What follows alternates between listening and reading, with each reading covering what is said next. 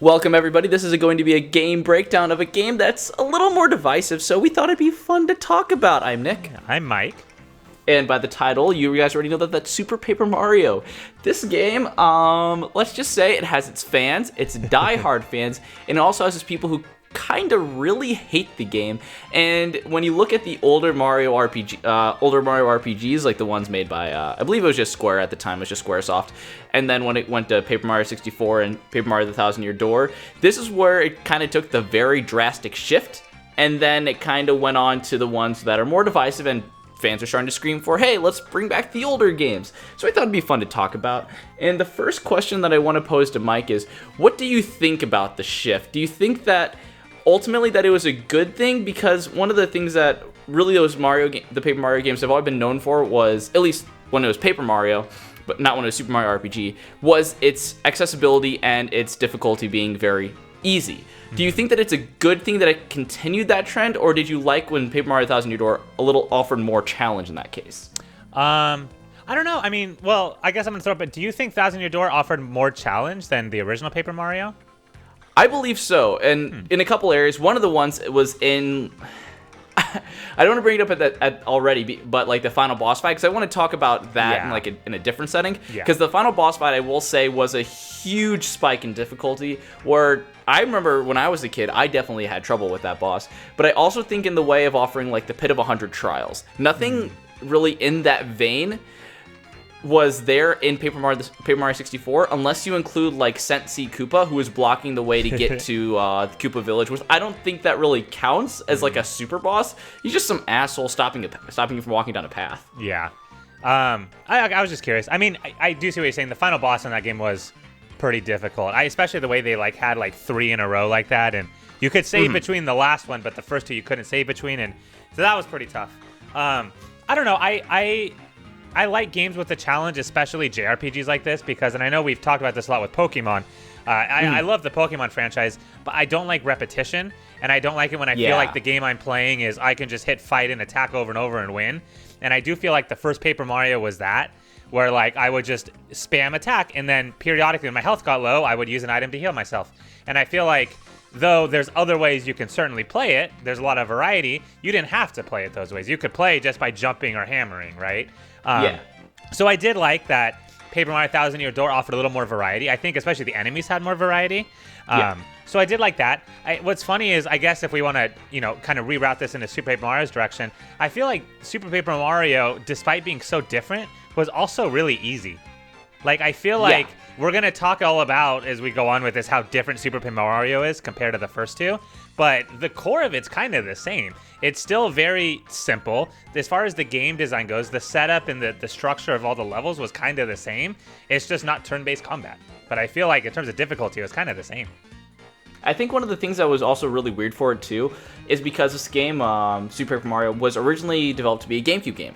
And they kind of shifted development for it to match the Wii, which is why you didn't really see a lot of more interesting innovation with the Wii. Like, even like waggle technology, instead of like using the hammer pixel by using like the wiggle it down, the only like Wii interaction it really had was with the pointer to like identify enemies with Tippy. And that, I feel like, was one of the things that kind of hurt it ultimately in the long run. I think that's a very, very minor thing, especially because no matter what people say, I do think that the core elements of a Paper Mario game that aren't really debated on is the humor of it as one, the paper aesthetic as another one, and inventive enemy designs. And I think those 3 are the 3 that always have it, whether you want to say it's turn-based combat with action commands, or whether it's some kind of combat like that. Those are the more debatable points that you can have. So in terms of, I guess we can just start off with that. In terms of like the inventive enemy design, this is one thing that I always loved about a Paper Mario game. Even like when he went back to Super Mario RPG, it carried that thought of, instead of just going with normal Mario enemies, it would introduce new ones. It would give you different weapons or badges to attack. It would constantly be throwing new things at you, so you kept looking at it with a lot of imagination and wonder. And one of the things that I think hurt it when you talk about like Sticker Star and Color Splash is they kind of took out a lot of those inventive enemies and just replaced them with either toads or Shy Guys. And I think that's one of the things that also hurt it. And Super Paper Mario ended that kind of era of, it still was amazing what enemies that they saw, because they were always new and they always had a personality. And I think that's one of the things that was ultimately lost in the identity as it went past Super Paper Mario. What do you think there? No, yeah, I agree. And I think one of the things about the game not being turn-based combat that really worked in its favor was some of the areas, I don't remember any of the enemy names, but there were those massive elephants or mammoths that I remember when I first played the game. They're terrifying to you, and they introduced them kind of early on in the game. Almost as enemies that you kind of avoid or, just kind of push your way around. And I think what's cool is it doesn't feel as big when you're doing turn-based. But when you're actually having to try to jump on the enemy and plan attacks and everything, it feels so much bigger. And so I think something as small as just the size of the enemies really, goes to your point about the character and enemy variety, where, some of the enemies you're fighting are the typical Goombas, but this game had so many new types of enemies. In fact, the final boss and kind of that whole little cohort that he was with were completely new to the series. Yeah, and so I agree. I think this game had a lot of awesome new ideas. There were a lot of new different enemy designs and varieties. What's cool about the way you play this game is, since it's not turn-based, there are different ways that you attack these enemies. You don't always deal with all the enemies in the same way, which is awesome to see. And I like the themes that it had. I think more than anything, like you mentioned, Color Splash in these games kind of had the same enemies throughout every level, whereas in Super Paper Mario, each different level had different types of enemies. I don't remember. It was like the Croc Village, or what? Do you remember those guys, like the tribal-looking guys? Oh yeah. What were they? They ended up fighting flowers or something weird like that. But the story about that was also so cool because I think it was Crag. I know there'd be Craggly Ho. Yes, I think they were the crabs. The story was so great too because each of them always had their individual tale to tell when you were going after the pure heart. It wasn't just some of those some of the areas were also similar, but it was they were polluting our water, and you actually saw that when you backtracked and you saw the reason why they were trying to enslave the Cragglies to start behaving was because, hey, we're dying here, we're trying to still survive. So it was all about self-preservation. So each of them, on top of the themes, had their own contained mini narrative that was always really, really good. And while I love Paper Mario 1000 Year Door and the Glitz Pit, it didn't really have much of a meaning. Well, it did in that vein, but I mean, sometimes you would have a chapter that wasn't all encompassed in that chapter. You know what I mean? Mm-hmm. Yeah, and I feel like especially in Super Paper Mario, it felt so distinct from one another. Yes. I think Thousand Year Door had cool narratives within it, but they didn't feel as distinct, which isn't a bad thing. I think sometimes it's good to have a game that kind of blends itself together. But it was cool that each of these different areas had something different. There was also the mansion area where you're saving up money and stuff. And so, we can go on and on. That was so weird, but I liked it. That one was fun. Funny story about that one. That was the first time I ever actually put a rubber band on my controller, because there's a part where you're trying to save up money, and I know there's a cheap way to do it. You're running on the windmill. Yeah. And so there's a better way to make money, obviously, but as a kid, I really wanted to know, could I actually earn all my money by doing that? And so I put a rubber band on my controller. I let it go for 2 hours. Nowhere near where I was supposed to be, so I ended up giving up, but the first time I ever tried it. But anyway, going back to my whole point with all this was that the enemies in these areas are so unique to those areas, and I think that goes to the story. Those plant enemies are not seen anywhere else because they're unique and important to that one specific area. And so I think that's what I really like about the structure of this game is when you go to a certain area, you have certain enemies. They're unique to that place. And I think that really adds to kind of the integrity of those characters as far as these are not just random enemies the game's throwing in. They serve a purpose. And I think that's really cool. Yeah, and that's one of my favorite things that really I feel was lacking in the more recent Paper Mario games that have come out, is that the enemy design was always so cool and unique. And even though that some of the times you wouldn't see them as creative, I never thought the X-Nauts were as creative as an enemy design. But then you think of Lord Crump, and then you think of the way that he utilizes X-Nauts in his attacks, builds a giant barrel out of them and rolls you over and everything when you're fighting on the pirate ship in Thousand Year Door. Mm-hmm. I feel like that was lost after Super Paper Mario, and I'm happy it continued the trend. And I would like them to do it. Maybe it takes more artistic work to do it nowadays, but I mean, I feel like that is one of the things that's still missing in more recent Paper Mario games that are coming out. So, if we're done talking about some of the enemy design, are we ready to move on to another big one? Sure. Move on to the plot. And this is where we get a little more interesting because the story isn't very it isn't a typical hero story or anything. Paper Mario 64 was pretty much just the simple Mario story. Paper Mario the Thousand Year Door got a little darker with the Shadow Queen kind of possessing Peach. Spoiler, maybe, I don't know. But Super Paper Mario straight up said, hey, just as a heads up, this dark thing is pretty much gonna happen. The only reason why the Dark Prognosticus is what they said is the future of what is going to happen. But the Light Prognosticus is written basically as a counter to the Dark Prognosticus. It's not the true prophecy in that vein. And I thought that was such a really cool twist. And you never really expected to see a more intricate and complicated plot thought out in a Paper Mario game. And I'll be honest, as a kid, I never really cared much about it. But looking back at it, I'm really able to appreciate the fact that they wound a very unique narrative into this game that didn't exist in Paper Mario games before. It was usually either save the princess or stop. But it was usually just save the princess. And this was a complete 180. Yeah, no, and I think it's one of the biggest things I really liked about it is not only was it everything that you just said, but it also had a completely unique cast of characters. And Yes. I love these games where Bowser's in it, but Bowser's not the main bad guy. And so, like every Paper Mario game before this, Bowser was kind of the main bad guy. In Thousand Year Door, he technically wasn't, but he also kind of was. He was the second to last boss fight. So in a way, he was one of the final bosses. This was the first game where Bowser's not, and so instead, Bowser's in the same boat as you, where he's stuck against this evil dark force also, and he ends up joining forces with you. And so I agree with everything you were saying. I think it's really cool the way that this game told its story.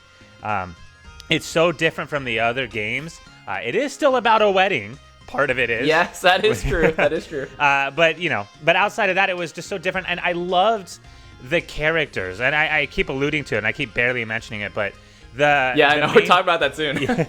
But the main bad guys in it, just their personalities were different. They were so different than other Mario bad guys in terms of it felt like they actually had a purpose, right? And as you mentioned, with the darkness and the prophecy that was there with it, it wasn't just, I'm going to kidnap Peach and marry her because I want to, right? It felt like they actually had some darker, deeper purpose to what they were doing.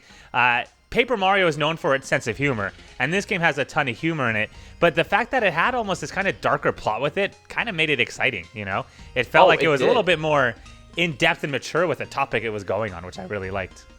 Oh, yeah, and then you had... And then to touch on the characters for a little bit, like every one of the villains too was so unique in that vein as well. You had O'Chunks, who was the big kind of meaty meathead, whatever.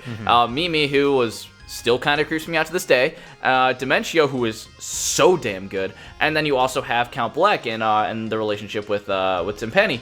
I think Timpani is the full name of Tippy. Yeah. But that kind of, and the way that they kind of interlaced the narratives between the cast that was like the bad guys and the good guys was so cool. And the fact that like all of it started was with the wedding of Peach and Bowser creating the Chaos Heart. And I'm like, okay, so that was already messed up. But one thing that it also did that I still haven't gotten to mention, this is going to be just a quick mention, is that I loved World 6. Do you remember what World 6 was, Mike? I will if you tell me what the theme was. It was the samurai place. Yes, I loved that one. That was a great one. I loved World 6 because that broke, up to that point through Worlds from 1 to 5, everything was structured that you would see in like a callback to like the original Mario Bros. Where you had 1-1, 1-2, 1-3, 1-4 through the levels. Like you're able to go revisit them no matter what. But it kept it structured in a more linear path on where you had to go from point A to point B. And then World 6, yes, it was still linear in a way, but it like tore that down. You kept seeing the imminent threat of the void in the back. Yeah. Threatening to swallow everything up constantly throughout the world. Then you get to this world that goes, oh, the void's bigger here. And then immediately once you're going through that, you have a fight with, I believe, Mimi. And then the world basically ceases to exist, and you go into this complete wasteland that you would give yourself an existential crisis if you saw again. And then you have to find the pure heart still in there, devoid of power. I was like, this is amazing. Like, whoever thought of that is amazing, because it conditioned you to the point where you're expecting to go through a glitz pit like chapter of destroy all the enemies, and then it immediately switches the narrative on your head to try to restore power. And I'm like, that is so cool, where it forces you to go in front in a way and then kind of backtrack to get to the same point. And I love that. Yeah, well, and not only that, but that's not the only thing it breaks in you. It also breaks that whole idea of you've been going into a world, you do whatever the world needs of you, and then you get, the pure heart. this world didn't do that. Like you mentioned, you see the void starting to suck everything in, and this is the world where it succeeds, right? It sucks you in and you end up in another dimension. So this is that world where you actually see that transition. So you never technically beat the world the way you were supposed to.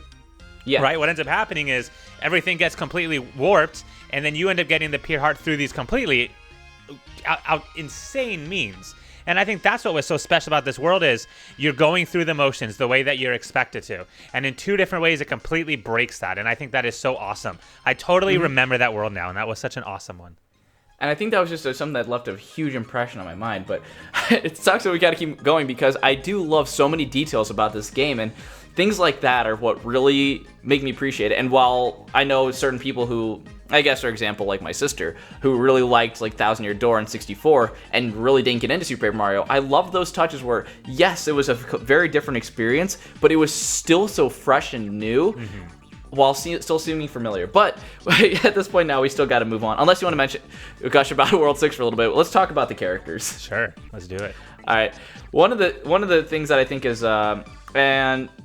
one of the strengths of this game and also a weakness, which is kind of weird to say, is the cast of characters where, let's face it, Mario is clearly the best character in the game, and it sucks that other people didn't get the same treatment. They gave unique properties to everybody to make them seem more important. But in the end, it was really Mario who really held the power to go between 2D and 3D. I mean, Peach had her parasol, Bowser had the fire breath, and Luigi had the jumping ability. But they never really utilized the switches in between the characters that you use very well in my mind. Besides, unless they were right when they got introduced. Otherwise, if you're going through a majority of the game, it was a better idea to play Mario and then use the pixels in that vein. Unless you're using the Bowser carry strategy, because that one was also kind of busted because it just negated Bowser's weakness of being really slow. Yeah. But I'm wondering what you think. Did you think the cast of characters was a good substitution, or do you think it was a bad substitution? I mean, for me, it's hard because the way I always looked at it, and maybe this wasn't the intended way, is I always thought as you're supposed to play as Mario until someone else is kind of needed. What's funny is I view these characters the same way as I view items in the Legend of Zelda series, where you use them periodically when they're needed, but immediately after getting the character, you use them a lot, and then after that, you really don't use them very often. There's a couple times where they do force you to use it, but that's pretty rare. So it's almost like you collect this new character, you're so excited, and the game makes you use them a lot for that world or for that section, and then in the next chapter, you're like never using that character again. And so I do like the idea of it, and I always think it's fun kind of having different characters to play as, but it's like you said, at the end, I was playing as Mario every time. I never really played as anyone else. Sometimes I played as Luigi, and I do remember I used Bowser a lot on the final boss with Carrie. I agree with that. But for the most part, yeah, I kind of just kept it with Mario when I went through the game. It just made the most sense. He's the most balanced. The other characters have their special abilities, but they're not useful in any other way. It's not like in Mario Bros. 2 where the different abilities they had actually kind of helped you out in different ways. With this one, it felt like it was really just based on, do you have an obstacle where you need Bowser? And if you don't, you use Mario. And all the secrets were hidden, or if you're going to find any of the secrets, you would always find them by switching into 3D anyway. Right. So if you're ever curious, you just switch back to Mario, check 3D, and then see if there's anything hidden there anyway. So it's like, most of the time, it was just a smarter idea to play as Mario, which kind of made me a little sad, but I mean, it was that one's such a minor complaint in my mind. I don't know. I don't really give that one like a ton of weight because while, yes, I think the analogy that you had was perfect, was they're like items in the Legend of Zelda games. You have to jump across a big gap, you have Peach. A boss fight, you're probably going to use Bowser because his flame breath is just super good. Yeah. But yeah, I don't know. I think there's something that's at least important to touch on because it was a very different thing to introduce.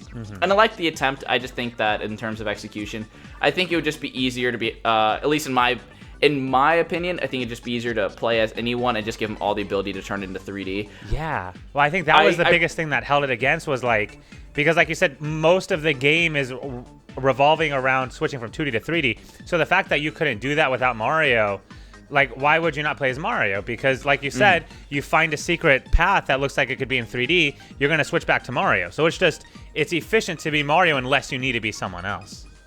Exactly. So that's one thing that that was really cool in my mind. And now switching over to the villains, because I remember in a podcast we had a while back and we were talking about our favorite villains, and I still stand by this. Dementio is one of my favorite villains in any game that I've played ever, which I think is just so cool, and it speaks to the level of villains that they had there, because a lot of the villains in this game are people who I forgot Luigi was a villain in this game for a while. He was Mr. L. Mr. L. That's oh my awesome. gosh. But in the same vein, I love the fact that when they were looking at these enemy designs, none of them were typical, and I think that's one of the ways that you can really view this game when compared to the other ones, the newer ones and the older ones. This one was a very big difference. It was kind of a crossroads where you had O-Chunks, Mimi, Dementio, and Count Bleck. Before, I guess you could kind of argue that I think Gradius, who is the X-Naut leader? Can't remember. I don't remember. I thought it started with the a name. G. It does, Oh. for sure, but I don't remember. Can't remember who it is. But there wasn't a ton of difference between like the X-Nauts. Then you also had like normal Bowser. It didn't differ as much. I liked the way that they introduced fresh new villains, and the fact that Dementio turned out to be a bigger asshole than you would expect. And he was the one. Okay, spoiler here. If you don't want to hear about this, skip forward 30 seconds. He was a puppet master. He was the one controlling a lot of the things behind the scenes. Count Bleck turned out to be a softie when he found his butterfly girlfriend, but I still love the fact on how Dementio was able to kind of manipulate things behind the scenes, and you still kind of saw the hints of it going on, where you knew Dementio was more important, but you didn't know why he was until later on as well. Yeah. And I think that was such a cool thing to strengthen his what's the right way to say it? His character, I guess. And you never really saw him pull out the final strings, because for a while you thought he was dead. As you're going through more spoilers. As you're going through the final world, you're basically losing characters as you're going through. Also, it's just a mind trip. And you kind of think that he's done, like O-Chunks and Mimi, but he's not. And I think that's one of the things that's also really cool, that he leads you to believe one thing and then just switches it on you immediately. So I thought it was cool. Yeah, I am such a sucker for two different things in video games. The first one is when the second to last boss is the hardest boss, like compared to the final boss. I love that. And I know that sounds weird. And the other thing I really like is I love it when the big bad guy ends up being like a lackey or a sidekick. I don't know why, but I've always enjoyed that. And I think the reason I like it is because it's kind of what I would expect to be the case, you know? Yeah. If you have a big bad boss and then you have this lackey that's doing all the work, I love it when it's like, oh, the lackey turns out to actually be like the big stud that's in control of everything. And that's exactly what happened here, you know? Like from the start, Dementio had this amazing plan. And you, like you said, you kind of see it slowly happening. There's a certain boss fight later on, like towards the middle of the game, where you start to realize Dementio's not just another lackey. But you still always assume Count Bleck is in control until you get toward the end of the game. And then you realize, no, Dementio's kind of running the show and is like the true villain here. And I absolutely loved that. I thought it was such a cool plot twist where Dementio, just this random lackey, ends up being like the big bad person that you have to take down. I've always been a sucker for that in these games, and the last boss fight with Dementio was really cool. I really enjoyed how everything played out with it. I love kind of the setting of it. Like you mentioned, you're going through the final chapter in this game, and you're slowly losing your partners, and then the way that you get them back and the way that the support comes at the end of that game was so cool. I feel like the setting on it was so fun, and I'm glad they decided to do that. If the game would have just ended with Count Bleck, I would have been a little disappointed. So I think the way they ended it was really cool. Oh, I would completely agree with that. And one of the things that I also think was super cool about that whole thing is I don't like it when there isn't like a build-up or like a lead to that. I always like it when you actually know that the character is more important, but you don't know why yet. Right. So there have been times, I think, not going to go into too much depth because it's a huge spoiler. It's Final Fantasy IV and a certain Splinter. I'm not going to say anything about that. I think that was more lacking because I didn't really feel like there's a build-up to that moment. Mm-hmm. But when you're talking about, maybe it was Final Fantasy V, I can't remember. But when you get to a game like this, you know that Dementio is more important, and you kind of see that building as you're going through the game. But you never see like the grand finale until I think it's actually called the grand finale, which also, by the way, if you guys don't know this, the music for this game is bomb. You should totally check it out. I mean, you're going to be hearing it while we're talking about it, but I mean, there's just so many cool things in that vein that I think is just super, super unique.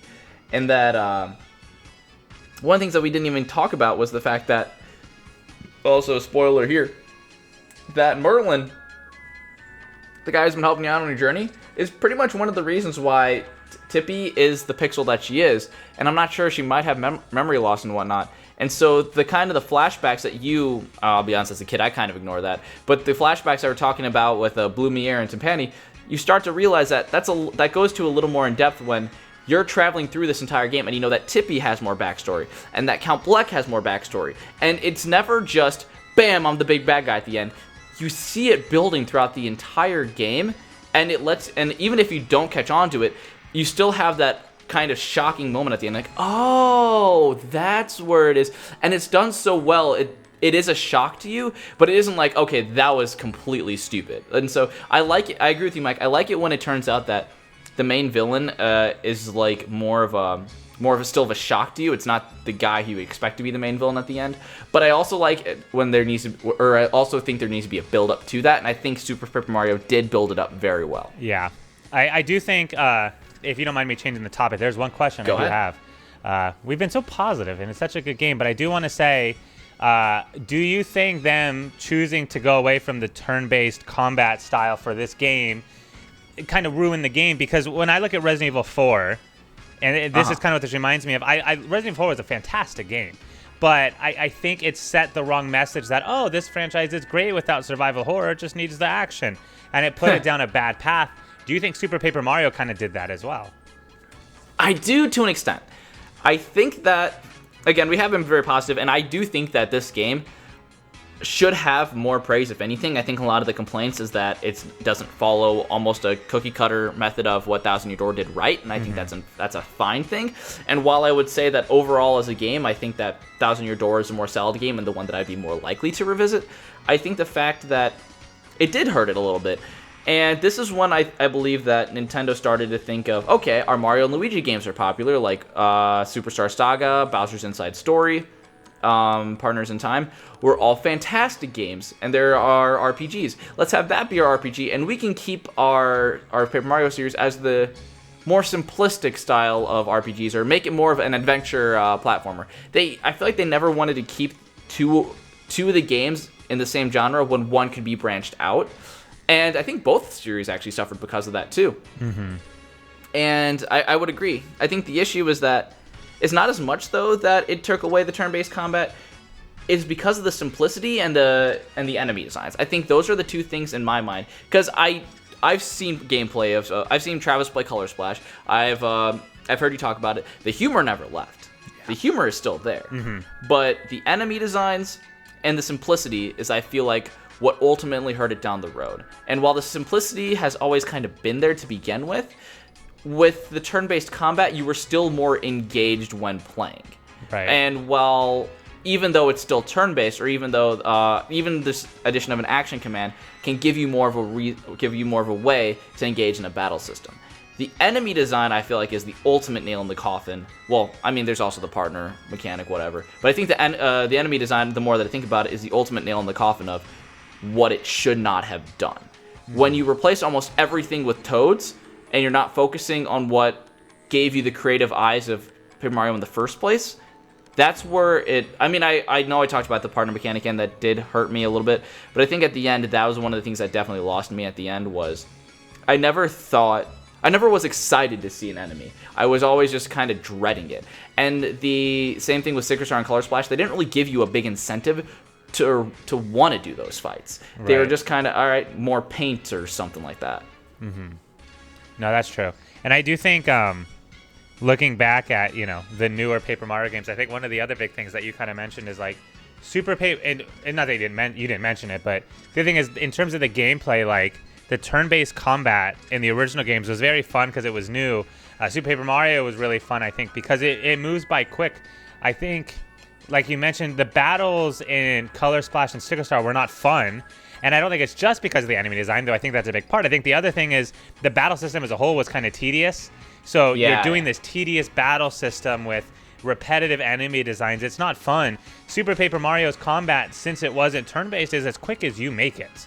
You can kill enemies really quickly in that game. So as long as you're kind of going at a good rhythm, you're going to go through the game at whatever pace works best for you. And on top of that, having these constantly changing environments and constantly changing enemies, you were constantly getting new stimuli. Like every level you were doing was something new and it was something refreshing. And I think that's what made this game stand out so well that the games in the future lost. So, yeah. And I think the pacing that they had on introducing the enemy designs were perfect. New world, new enemies. Yeah. You switch into 3D when you see those little, those pink square guys running at you. Very simplistic enemy. You turn into 3D. There's 3 lines of that, and you just start jumping on all of them. And then you can pull off stylish moves on top of it just by waggling the Wii remote. You didn't even mention that. That was a nice touch. Yeah. Where it did give you a little bit more of a reason to engage in the battle system. Where you pull off a stylish move, you get extra experience. And, well, the experience is like the score at the end, which I think was also a nice touch. Right. But I agree with you. I think so. I guess to answer your question, yes, it did hurt it more in the long road, or more down the road. But I do think other things hurt it more than just removing a turn-based combat. I think Super Paper Mario was proof that it didn't need that, but at the same time, they didn't show another good option to replace that. Right. That sounds valid. Okay. So I guess to end I think there's one other thing that I wanted to mention. One other thing. Is there anything that you have before I... Yeah, well, it's not like a big thing that we have to talk about for a while, but I feel like it would be a tragedy if we did not mention swoon.exe, the amazing dating simulator, which was one of my favorite moments in any Paper Mario game ever. How did I forget about Francis? I know, Francis was he was the coolest character ever. He is my spirit animal. The creepiest dude. Freaking taking a picture of a butterfly in a cage for oh my gosh, I forgot about that. I know, and I'll never forget, because for those that haven't played it, I don't even want to spoil it. Either look up a video of it or play it yourself or something. There's a dating simulator where Peach and Francis are kind of in it together, and it's exactly what it sounds like. It is the funniest thing. It is so awesome. It really is just a dating sim, and it's one of the funniest things ever. So I'd highly recommend you look that up if you haven't seen it before, or you play the game yourself, because it was awesome. I loved that part.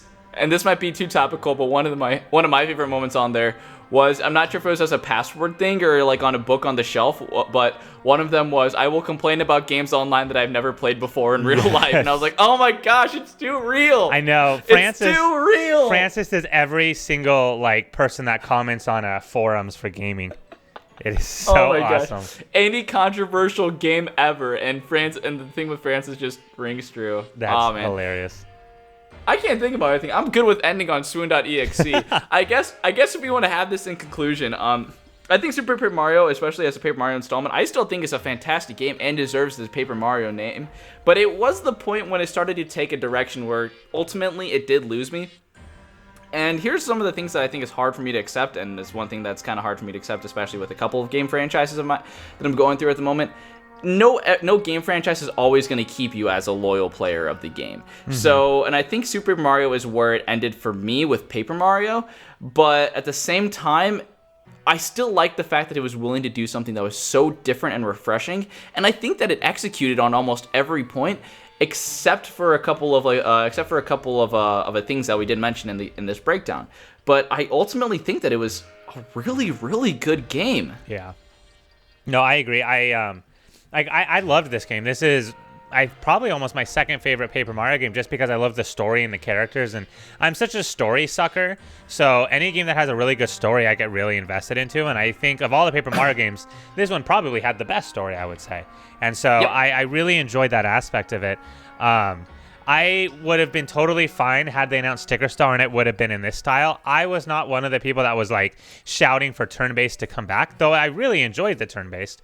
I would have been okay if it was in this style. I do think it set it on a bad path in terms of, I feel like it got in the developer's head that, hey, Super Paper Mario, we did something different. People are okay with it. Let's keep mixing the game up. And eventually they kind of struck a nerve with something that they shouldn't be changing.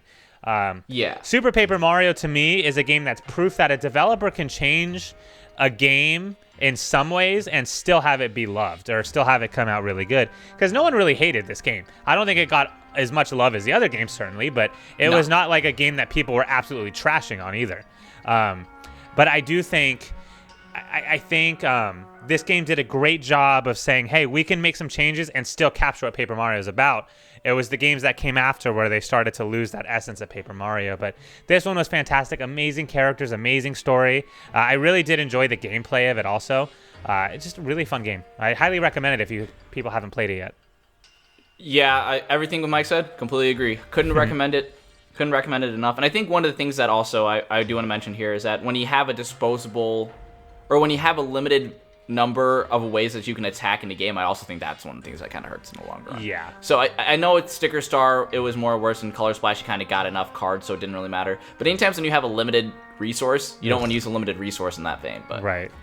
That's just human thinking when playing. But yes, I guess to end it, amazing story, amazing characters, perfect rendition of Paper Mario. I'm just reciting everything else, but hopefully you enjoyed this game breakdown, I guess. Yeah. We love doing these kinds of things. So if there's any ones that like you have a specific ones that you want to have us talk about, or have specific people want to weigh in on a topic, please let us know in that comment section below, and we'll be sure to add them to the list because we love talking positively about games, and sadly nowadays sometimes we're not able to do that. So very true. Give us some suggestions, and we'll get back to you guys. Bye bye. Adios.